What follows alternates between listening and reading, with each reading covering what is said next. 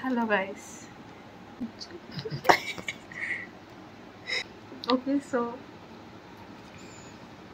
আমরা এখন কি ডিসাইড করেছি যে আজকে আমরা ঘুমাবো না, আর বেশি জোরে কথা বলতে পারছি না কারণ পাশে ঘরে মাসি।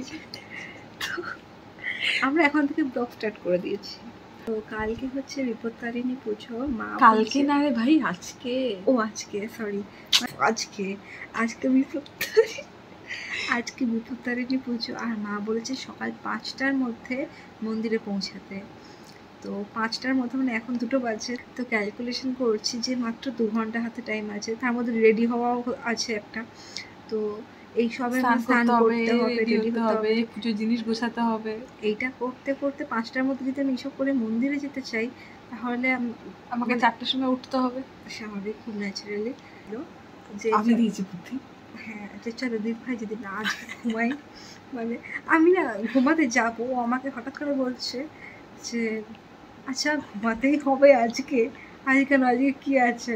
হ্যাঁ দেখো, সেই তো 4টার সময় উঠতে হবে, এখন তো 2টো বেজেই গেছে। আমি ততক্ষণ মানে ব্যাপারটা সেটা না, তো অ্যাকচুয়ালি আমায় বলতে দে।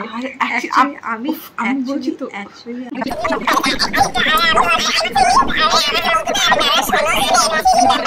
একা কেন জাগবো, সবাইকে নিয়ে যাই। পরশুদিন মানে রথের আগের দিন বলতে গেলে 6টার সময় ঘুমাতে গেছি, 5টা অব্দি জেগেছিলাম। 5টা অব্দি জেগেছিলাম, 6টার সময় ঘুমাতে গেছি, 5টা অব্দি জেগেছিলাম। ওর মাথা খারাপ হয়ে গেছে, রাত্রিবেলা ওকে জাগতে বলেছি বলে ও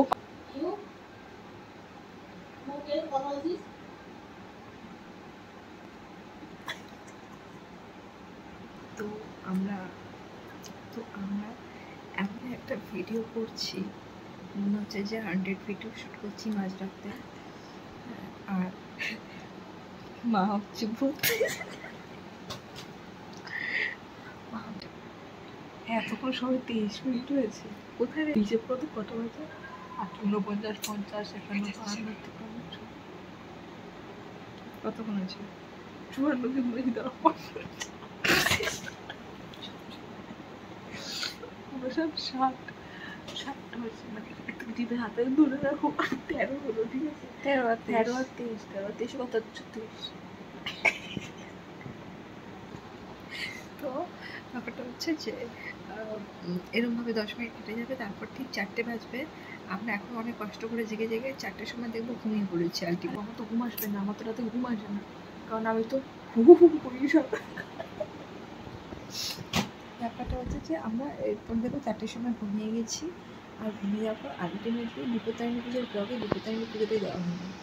সকাল 4টের সময় বেরোনোর কথা ছিল, কিন্তু আনফর্চুনেটলি আমরা ঘুমিয়ে পড়েছি, তাই না ঠিক পুজোটাই দেওয়া হয়নি। ভাবো, বিপত্তারিণী পুজোর ফোনে বিপত্তারিণী পুজোর মধ্যে সব কিছু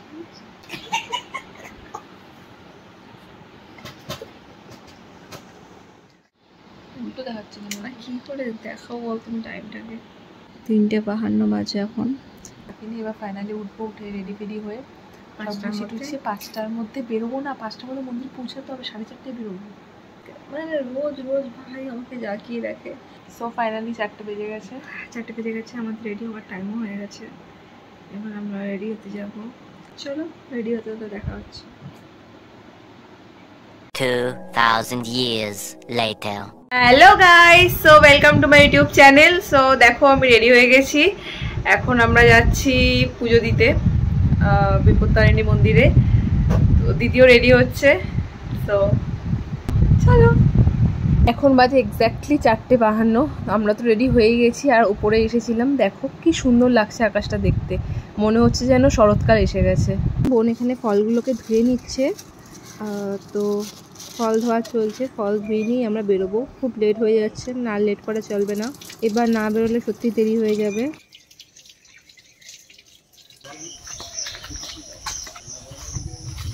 আকাশটা কি সুন্দর লাগছে না?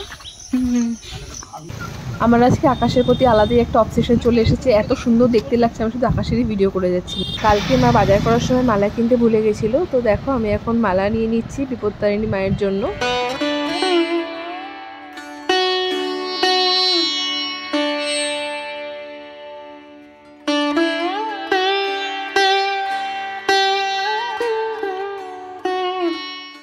তো ফাইনালি আমরা পৌঁছে গেছি, কিন্তু এখানে অনেক লাইন,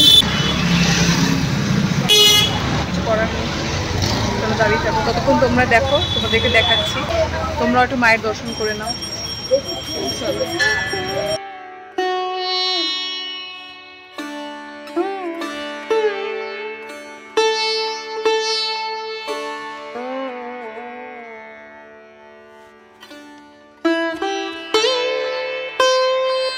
ফাইনালি পুজো দেওয়া ডান। এই যে এখন আমরা বাড়ি যাচ্ছি, আর প্রচন্ড লেট হয়ে গেছে, সো চলো।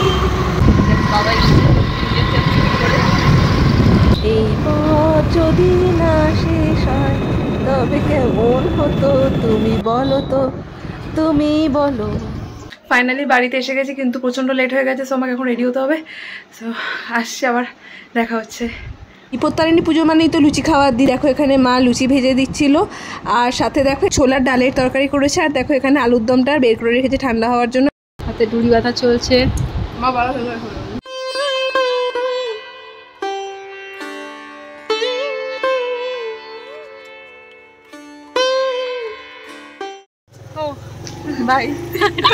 এখন বাজে 7:05। দেখো আমার একটু লেট হয়ে গেছিলো বলে বাবা আমাকে স্কুটি করে স্টেশন অবধি পৌঁছে দিচ্ছে। এখন আমি যাচ্ছি শিয়ালদা, তারপর শিয়ালদা থেকে ট্রেন চেঞ্জ করে যাব কল্যাণী। এখন বাজে 8টা। দেখো আমি শিয়ালদা পৌঁছে গেছি।